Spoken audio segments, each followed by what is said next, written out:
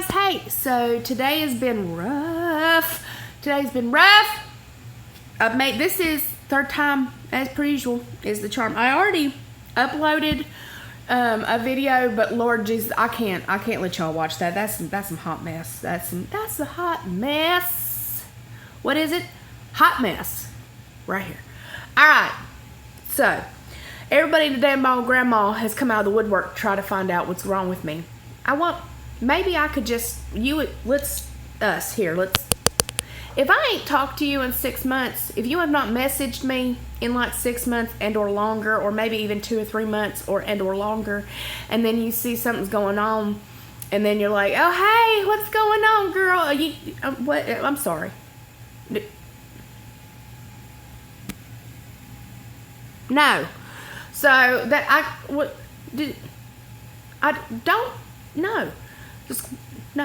I don't like that. I don't like people just coming out of the woodwork when there's drama, or coming out of the woodwork when there's something interesting. Oh, well, I could talk to you today because something's going on. I gotta know what it is.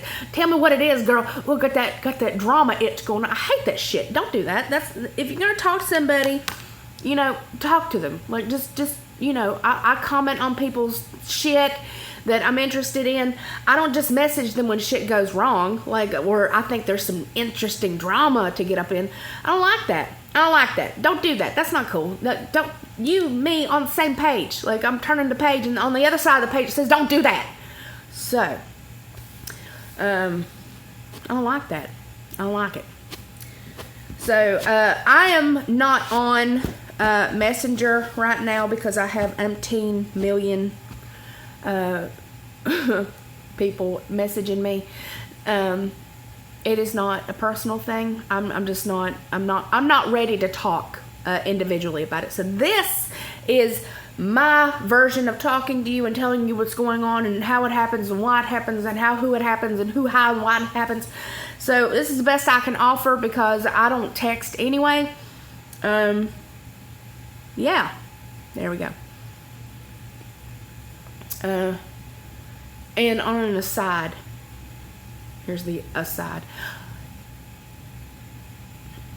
My previous statement is not directed towards everybody, obviously. Yeah. So don't get your knickers in a twist like, Nirvana's mean. Yeah, I am, but I'm not in a very happy Nirvana mood right now. So, do you guys like the cultivating of my quarter mullet that I'm doing over here in this? Yeah, you like that? Jeez Louise. Wow, don't shave the side of your head, y'all. Don't do it.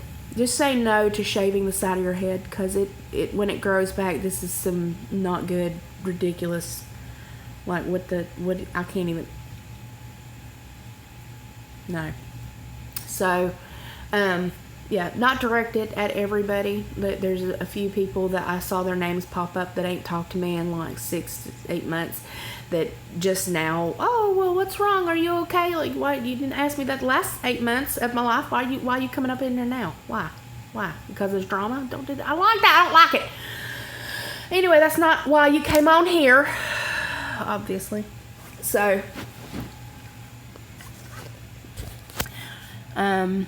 now, I'm going to try to get through this without the ugly cry. We'll see. I've been doing quite a bit of that, as you can see from my terrible makeup. And of course, I just got done talking to my beautiful, gorgeous, amazing friend, Michelle. And of course, she's best thing ever. And cried on that too. So, I will try not to Tammy Faye Baker it. See how that goes. So, I want to start by saying your faith is always tested. It's easy to have faith when things are going amazing.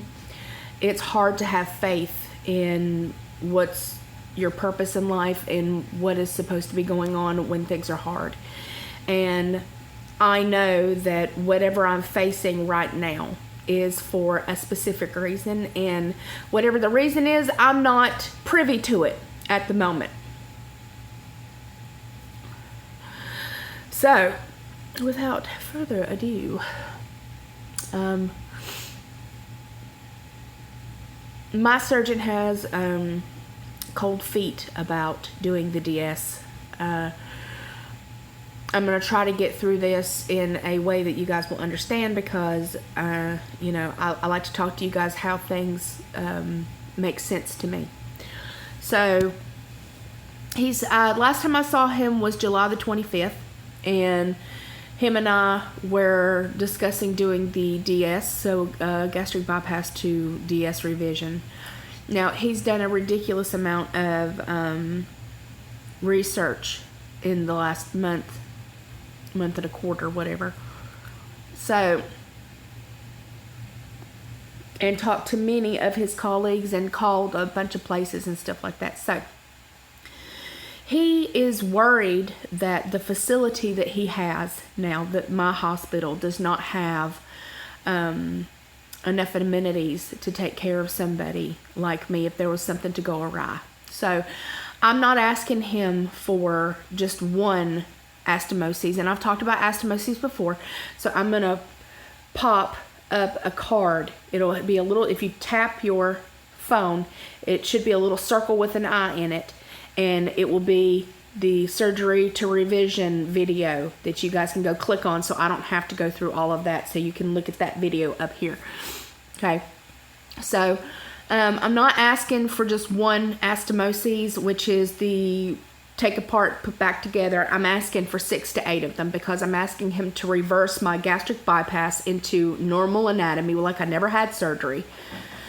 And I'm asking him to create a sleeve, and then I'm asking him to bypass my duodenal system. So I'm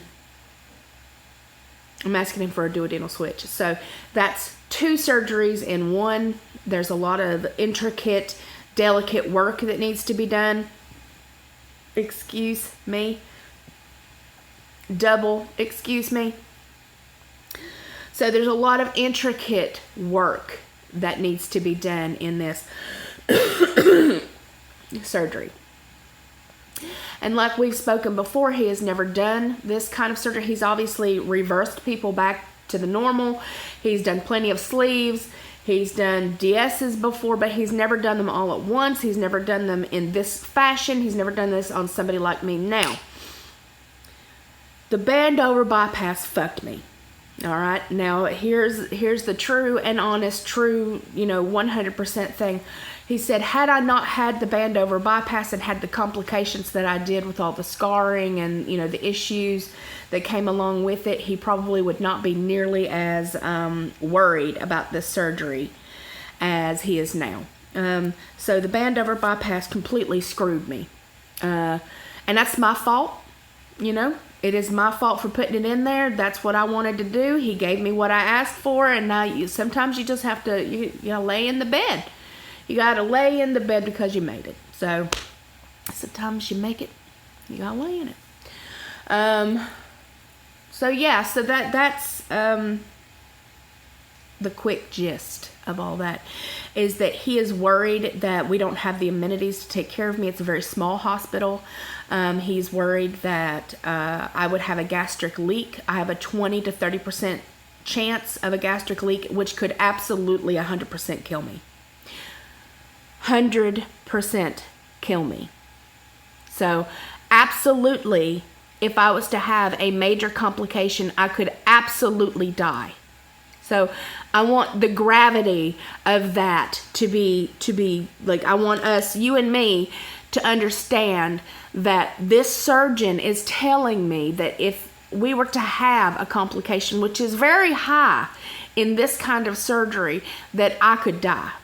So for him not to have reservations, for him not to be sure if this is the right path for me, for him not to be sure that he wants to put his name, he wants to sign Rollins at the bottom of it, then he would be a shitty doctor. But he's not, and he said to me, he's like, I don't want to hurt you.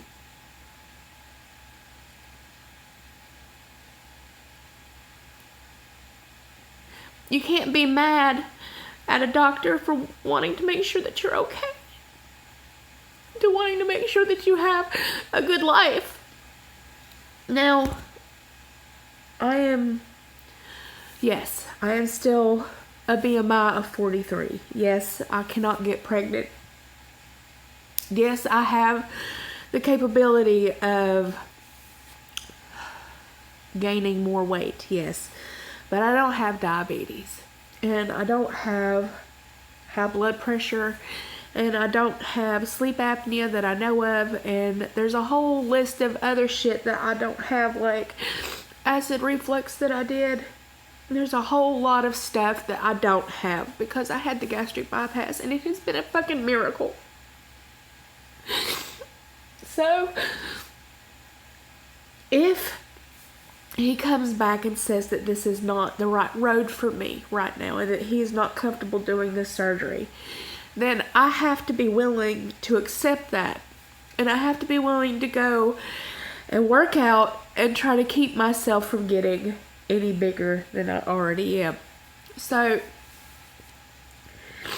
this is the point in which I throw my hands up in the air and say, fuck all this. I'm tired of fighting with it, and lay down, or I can get my fucking ass in gear and do the best I can with whatever life I have left. What I will tell you is that I'm not about to lay the fuck down and say this is it for me, that I'm just going to let myself get as big as I want, and I'm just going to eat whatever I want, and I'm just going to do whatever I want, because that's not in my vocabulary. Quitting is not in my vocabulary, because if I was quitting, I'd be 400 pounds by now. So he had talked to a bunch of his colleagues, and he talked to some other doctors, you know, that do major surgery like this, and some of them were like, yeah, go ahead and do it, and a lot of them were like, no, she has too many complications, she has too many issues. So he's very on the fence with it. He's going on a trip. He's going on a trip to another conference that he's going to be teaching at. He's going to be talking to a big person in the DS world that he's going to talk to my case about, and he's going to. So my dogs went cray, and I had to fix that really quickly. So anyway, my iron is low. And he says that he wants me to pick a multivitamin with iron. He said that there's a lot of different publications right now where it's actually really helpful, and that people are, you know, can do really well on it. And he wants me to take that and my normal and my patches to get my iron levels back up, because he would have rescheduled my surgery anyway, because he feels that anybody who's going to get surgery needs to maintain their iron on their own.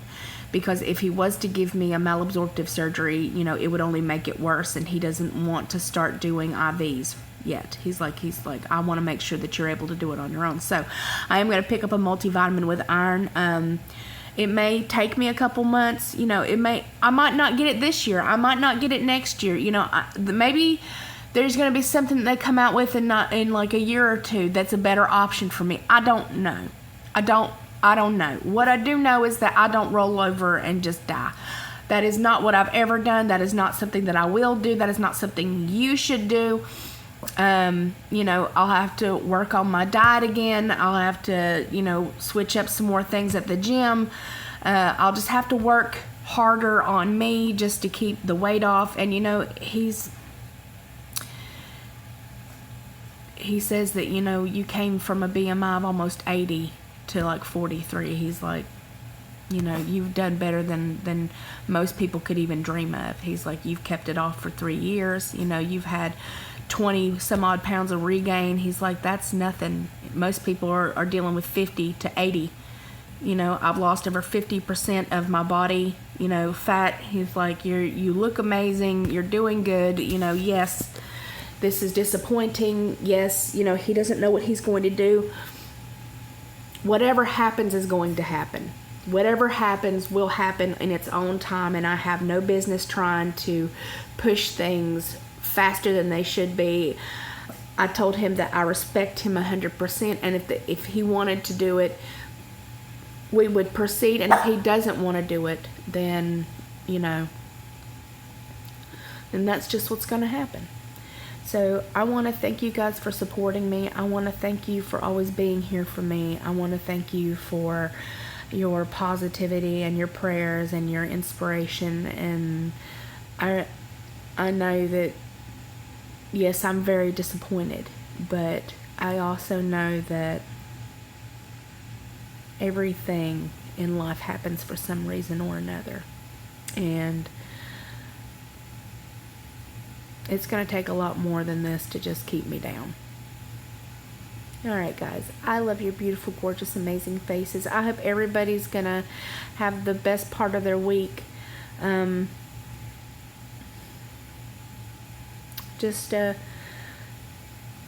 the best you can. That's about all I can ask for. I love you, and I'll talk to you soon. Mwah. Bye.